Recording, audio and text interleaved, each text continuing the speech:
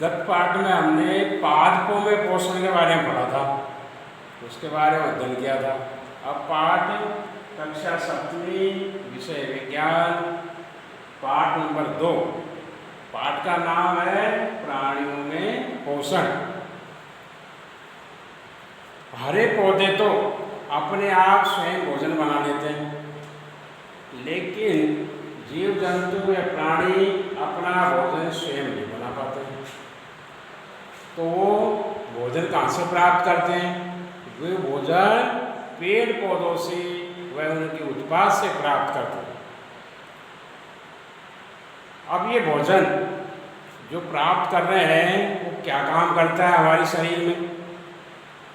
कि भोजन हमारे ये प्रत्येक जीव की शारीरिक वृद्धि करता है, छोटे से बड़े कर देता है। उसके बाद हमको स्वस्थ रखता है, तंदुरुस्त रखता है।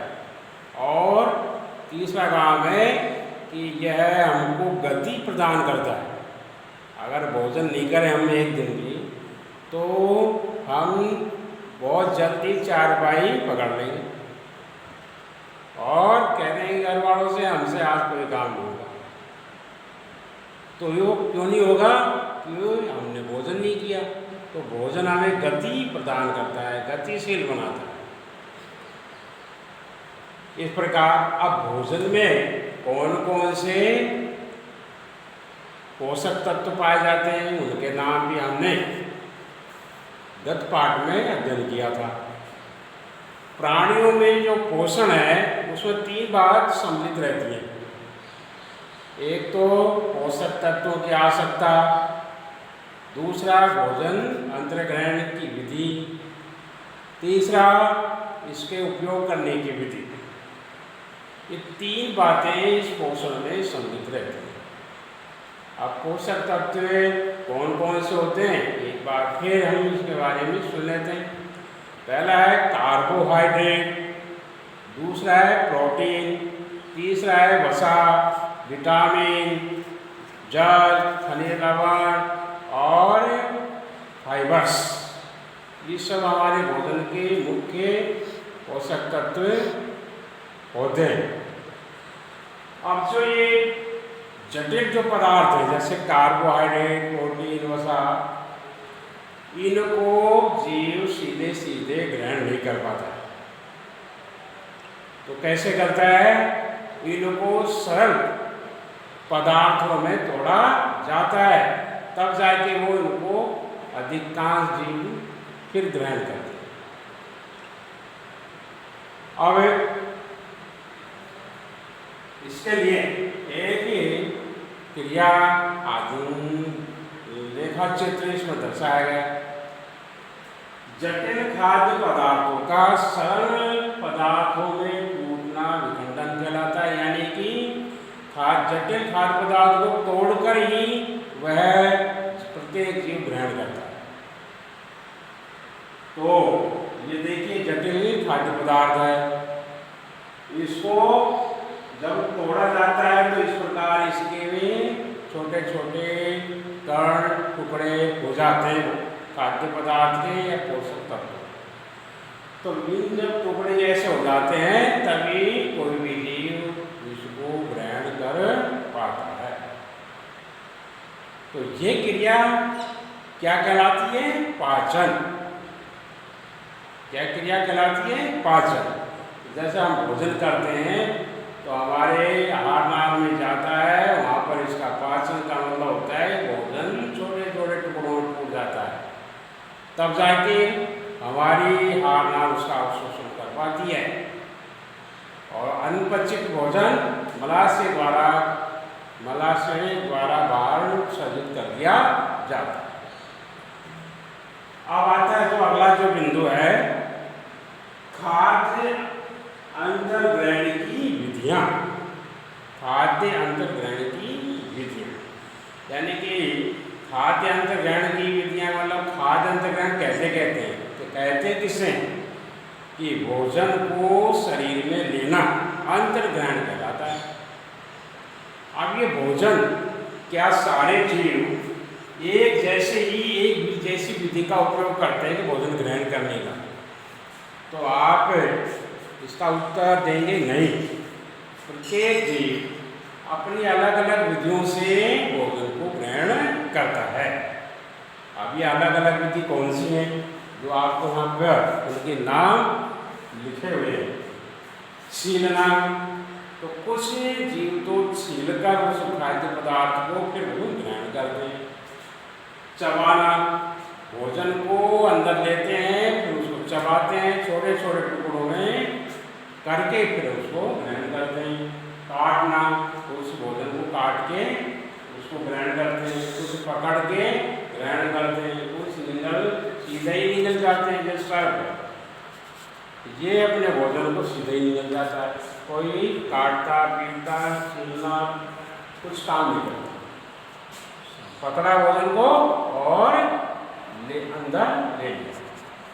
साइफनी और स्पंजी, ये क्या जलीय जीव होते हैं जो भोजन को जल में जो भोजन तैर रहा है, खाद्य पदार्थ तैर रहा है, उसको छान कर अंदर अपने अंदर लेते हैं।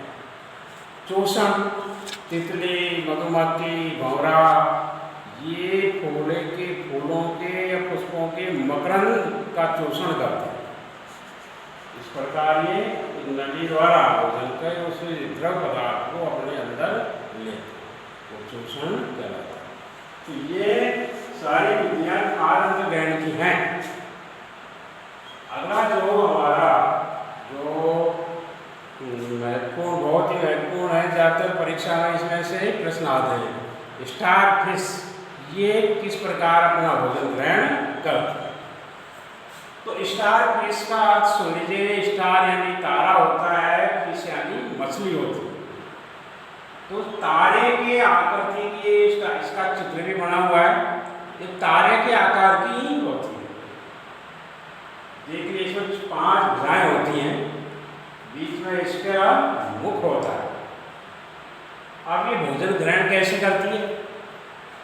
तो देखिए, जो जिनका खोल यानी कवच कैल्शियम कार्बोनेट से बना होता है, जिन जंतुओं का, जिन जीवों का, ज़्यादातर समुद्री जीव होते हैं, ये भी समुद्री जीव है। तो जैसे सीपी है, उसका खोल जो बाहर है वो कैल्शियम कार्बोनेट का बना होता है। अब उसमें से उस जीव जो अंदर होता है उसके, उस जीव को कैसे निकालती है, इसके बारे में बोलिए। ये अपने आमाशय को बाहर निकालती है मुख के द्वारा। आमाशय जब बाहर आ जाता है तो क्या करती है, उसके खोल को ये तोड़ती है। खोल तोड़ने के बाद वह उस जीव के कोमल अंगों का भक्षण करती है। कोमल अंग का भक्षण करने के बाद फिर उस आमाशय को वह अंदर ले लेती है और भोजन का धीरे धीरे पाचन शुरू हो जाता है। इस प्रकार स्टार फिश अपना भोजन ग्रहण करती है। और एक प्रश्न आता रहता है कि स्टार फिश भोजन कैसे ग्रहण करती है।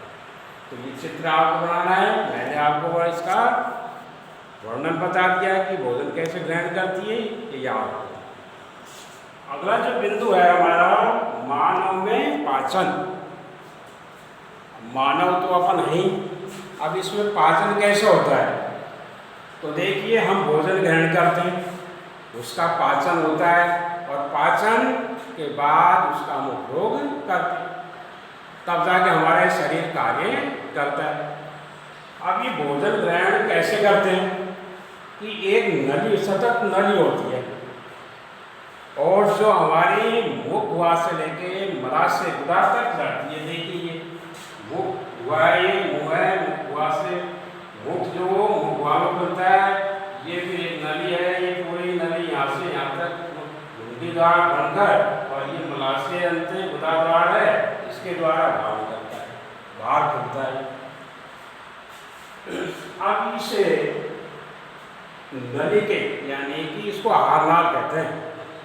इस हारनाल के जिस प्रकार रेलगाड़ी यात्रियों की सुविधा के लिए अलग ही थोड़ी थोड़ी जगह स्टेशन बना देती है कि वहाँ यात्री विश्राम भी कर सकते हैं, कुछ टहल सकते हैं, कुछ अपने खाने पीने की वस्तु कर ही सकते हैं। उसी प्रकार इसमें भी अलग अलग भाग स्टेशन बने हुए हैं इस नदी में। वो क्या क्या है, उनके नाम आपको हालांकि बोर्ड पे लिखा है, फिर भी आपको मैं बता रहा हूँ उसके चित्र के बाद। ये मुख है, मुख हमारी मुख हुआ, यानी कि जो दांतों के अंदर जो हुआ है वो खाली जगह है दांतों के बीच, वो मुखवा कहलाती है। जो यहाँ पर आपको ये दिखाई देगी मुख भूमिका, उसको क्या कहते हैं, मुख भूमिका। इस मुख में अब क्या क्या होते हैं, इस थोड़ा सा उसके बारे में बता देता हूँ कि जीभ, मांसक जीभ होती है, दांत होते हैं, तीसरा होता है लाला ग्रंथि, इनका क्या कार्य क्या काम वो आगे बताएंगे। फिर मुखवास के बाद में पतली नली निकलती है और इस नली को कहते हैं गले से होती हुई हमारे उस तक पहुंचती है और इस नली को कहते हैं ग्रेसिका। क्या कहते हैं नली को, ग्रेसिका। अब ये ग्रेसिका जो है ये नली हमारे जो आमाशय होता है उसके ऊपरी सिरे पर जाके मिलती है या उसमें मिलती है। आमाशय से निकलकर ये आमाशय, ये आपको थैलीनुमा जो रचना दिखाई दे रही है ना, वो आमाशय है। अब आमाशय के पास में दो बड़ी ग्रंथियां जुड़ी होती हैं। पहली है उसका नाम है जठरक, ये यहाँ आमाशय से इसके बाद यहाँ अंतिम सिरे पर आमाशय की जुड़ी रहती है, ये जठरक कहलाता है। जठरक के पास एक और छोटी होती है, उसको कहते हैं पित्ताशय, यानी यकृत में पित्त बनता है, पित्त पित्ताशय में एकत्र हो जाता है। उसके बाद नली की यही इसी के आसपास में एक ग्रंथि और जुड़ी होती है, उसको कहते हैं अग्नाशय। ये जो आपको दिखाई देगी लंबी लंबी, ये अग्नाशय। इसके बाद नली ये हमारे महत्वपूर्ण जो भाग होता है नाल का क्षुद्रांत, इसको छोटी आंत भी कहते हैं, उसमें जाके खुलती। फिर छोटी आंत इस प्रकार कुंडली बना के रहती है। उसके बाद छोटी आंत एक बड़ी नली उसमें जाके खुलती है, उसको कहते हैं वृद्धांत, वृद्धांत, जिसको बड़ी आंत भी कहते हैं। बड़ी आंत मलाशय में जाके मिलती है, मलाशय गुदा द्वारा बाहर खुलता है। तो ये हमारे हो गए आहार नाल के भाग। अब इस पाठ में, इस अध्याय में हम इनके भागों का वर्णन करें। पहला इसका जो भाग है मानव, ये मुख भूमिका। अभी मैंने मुख भूमिका के बारे में बताया था।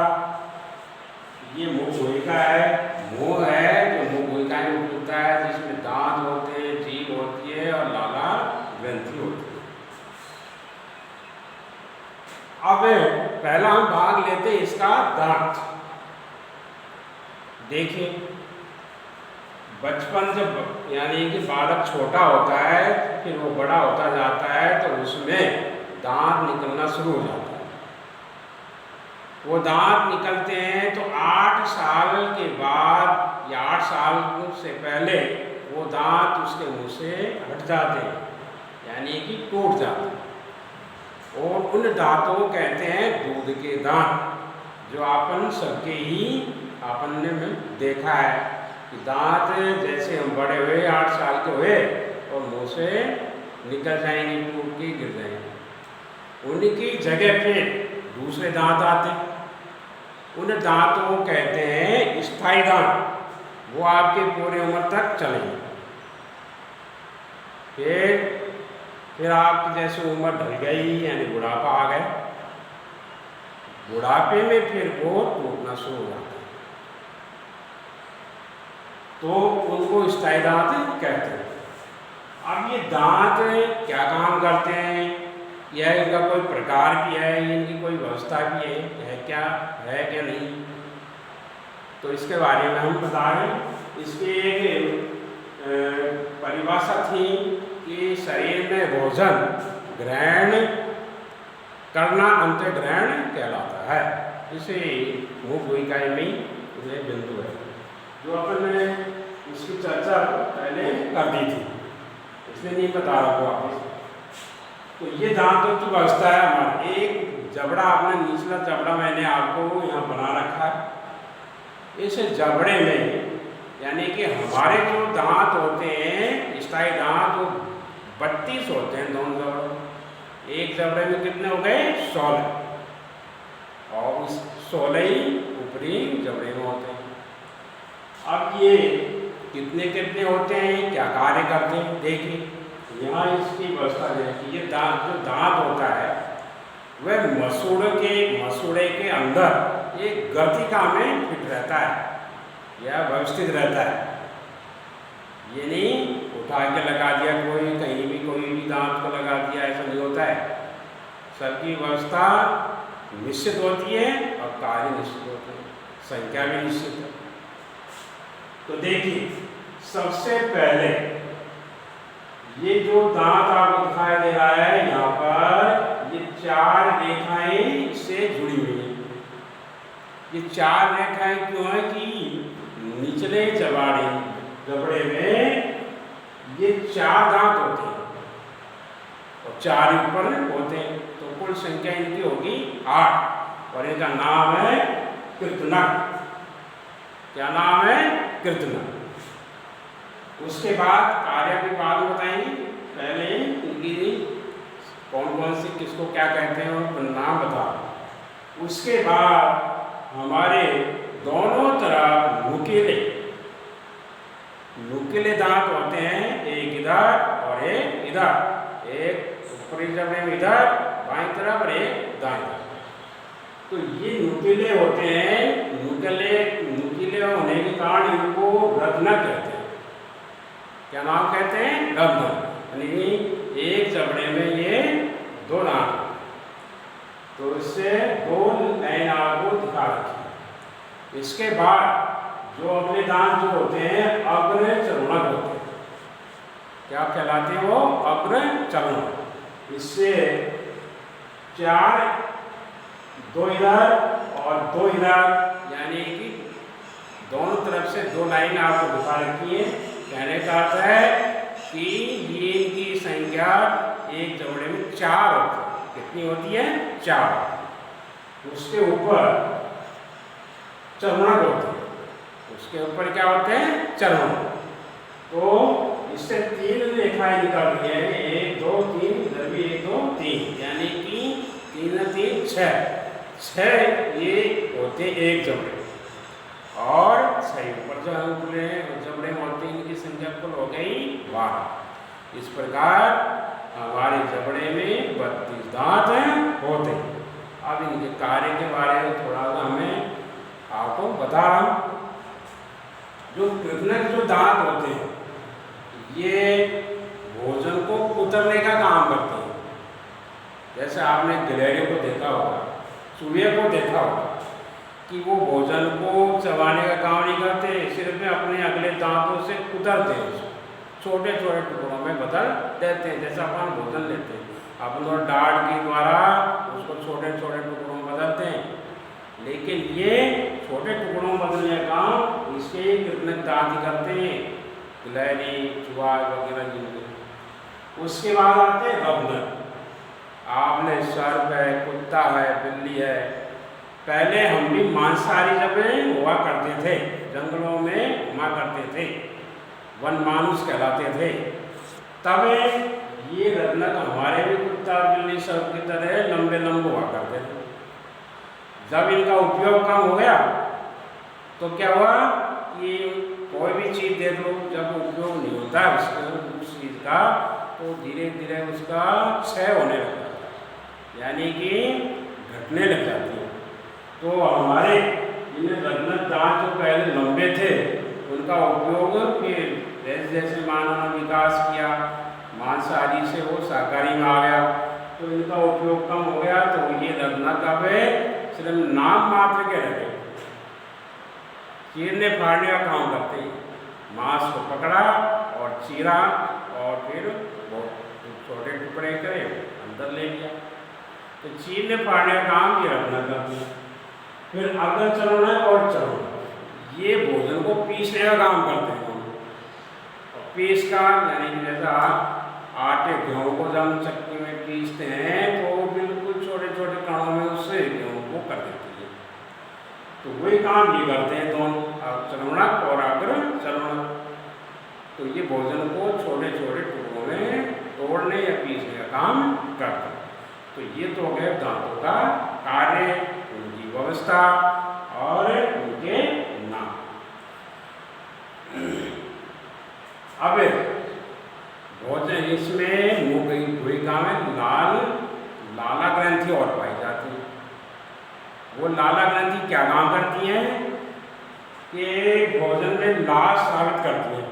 आपने देखा भोजन को जैसे हम लेते हैं तो थोड़ी देर बाद वो चिकना चिकना लसलसा हो जाता है।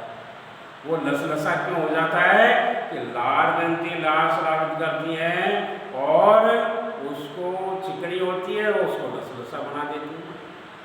ये लसलसा क्या उपयोग कर रहा है, क्या काम आता है कि हमारे जैसे ही भोजन आगे चलता है ग्रसिका में, तो वहाँ पर ये अटके नहीं, सीधा आमाशय में पहुँच जाए। ये काम और करता है।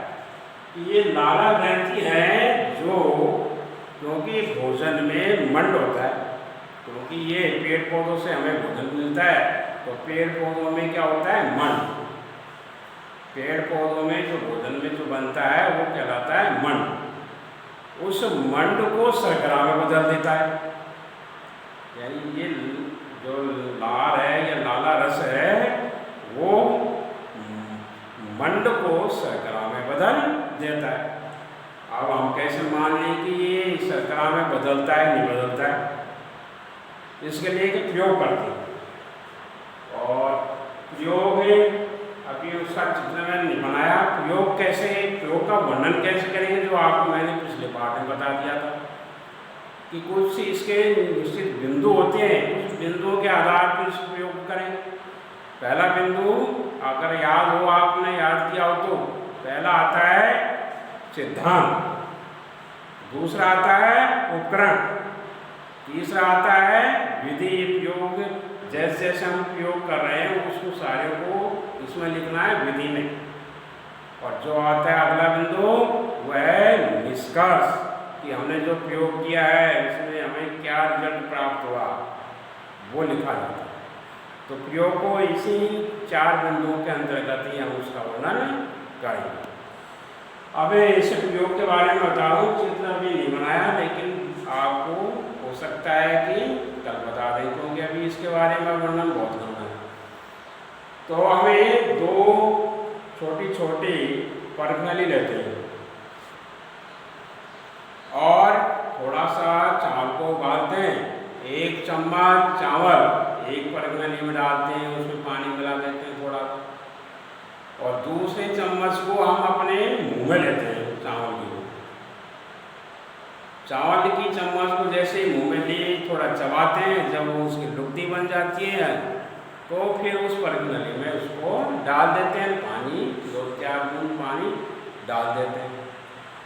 फिर हम आयोडीन का टेस्ट करते हैं, जैसे हमने कार्बोहाइड्रेट का पिछले पाठ में किया था कि 2-4 बूंद उस आयोडीन की दोनों परखनलियों में डालते हैं। डालने के बाद हम उनके परखनलियों के जो अंदर में पदार्थ भरा है उस पदार्थ का रंग को देखते हैं।